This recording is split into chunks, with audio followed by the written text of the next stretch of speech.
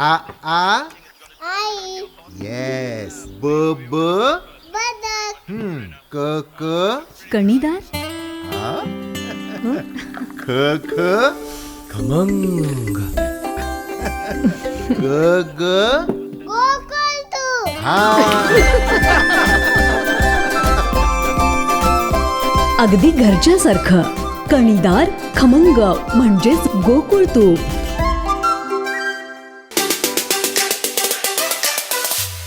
तरळे गगनबावडा हा महामार्ग खड्डेमय झाला. गेली अनेक वर्ष या रस्त्याची दुरावस्था झालेली आहे आणि या रस्त्यावरून वाहनांची जी वाहतूक होते, ट्रक असतील, अवजड वाहनं असतील, यांची मोठ्या प्रमाणात वाहतूक होते आणि त्या वाहन चालकांना खूप त्रास होतो. या संदर्भात जिल्हा वाहतूक संघटनेचे अध्यक्ष यांनी वेळोवेळी आवाज उठवलेला आहे. आज ते वाहतूक संघटनेचे अध्यक्ष गिरीधर रावराणे देखील या पदयात्रेत सहभागी झालेले आहेत. रावराणे साहेब, काय सांगाल? ही पदयात्रा काढलेली आहेत, एकंदरीत ही पदयात्रा एवढं काढण्यामागे, सहभागी होण्यामागे तुमचं कारण?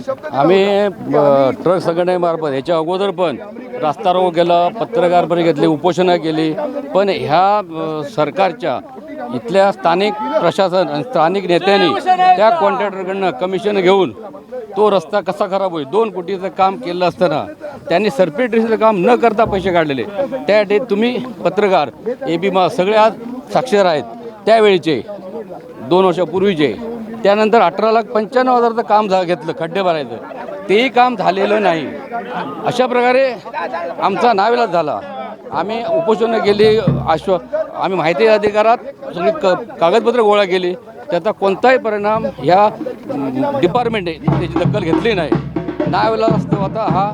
आम्ही महाविकास आघाडीकडे जाऊन किंवा आम्ही ट्रकवाले सगळे, ट्रक संघटना, वाहतूक संघटना सगळे मिळून हा रस्त्यासाठी आम्हाला प्रयत्न करा आणि जे सत्य आहे ते बाहेर काढा. आम्ही सत्य काढलेलं आहे आणि ह्याचं जे नुकसान आमचं होतं दर दिवशीचं, त्याला जबाबदार हे डिपार्टमेंट. दुसरी गोष्ट, प्रशासनाने खर्च केलाच, पण तो खर्च योग्य रीतीने होत नाही.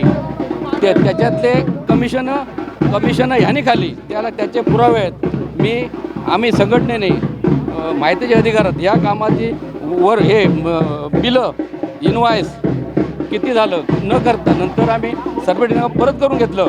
त्यावेळी मान्य तहसीलदार, मान्य इन्स्पेक्टर अतुल जाधव साहेब पण ते सर्पेटिंग करायला होते. त्याचे पण पुरावे पेपरवाल्यांकडे आहेत, तुमच्याकडे पण आहेत. एवढं करून आता आमचा हा नावेला झाला आहे. जर हे नाही झालं तर आम्ही ट्रक संघटनेतर्फे रस्ता रोको आंदोलन करणार.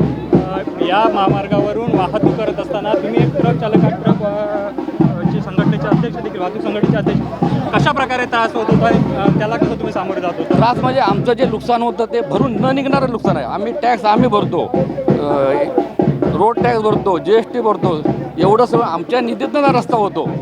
ट्रक मालक, गुड्स कॅरियर सगळ्यांचे जे टॅक्स आहेत आजचे, ते टॅक्स आम्हाला आहेत, GST आहे. ह्या निधीतूनच रस्त्याचं काम होतं, निधी मिळतो. मग तो निधी रस्त्यावर खर्च योग्य प्रकारे होत नाही.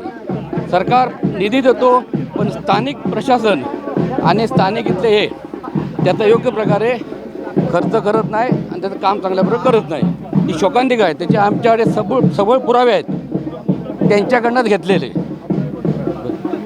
या सगळ्याला सर्वस्वी जबाबदार कोण आहे? सर्व जबाबदार डिपार्टमेंट आणि तो कॉन्ट्रॅक्टर. आता डिपार्टमेंटला कोण हॅरेसमेंट करतं ते त्यांनी ठरवायचं. डिपार्टमेंट सरकारकडनं पगार घेतो ना काम करून घेण्याचं, मग ते का करत नाही म्हणून आम्ही उपद्रव केला. याचा शोध आता जनता घेणार आणि योग्य प्रकारे काम नाही झालं. आणि भुईवाडा घाट ह्यो बंद केल्यानंतर, जर भुईवाडा घाट ओपन नाही, मागच्या वेळी ह्यो घाट बंद होता काही कारणास्तव, भुईवाडा घाटात स्थानिक लोक गाड्यांना विरोध करत होते. त्याचं पण आम्ही मागच्या 1 तारखेला सांगितलं होतं की जर त्या घाटात त्रास झाला तर आम्ही तिथं उपोषणाला बसणार ट्रक घेऊन. त्यावेळी आम्हाला त्या डिपार्टमेंटने, एक्झिक्युटिव्हने भुईवाडा घाट योग्य प्रकारे वाहतूक करून द्यावा.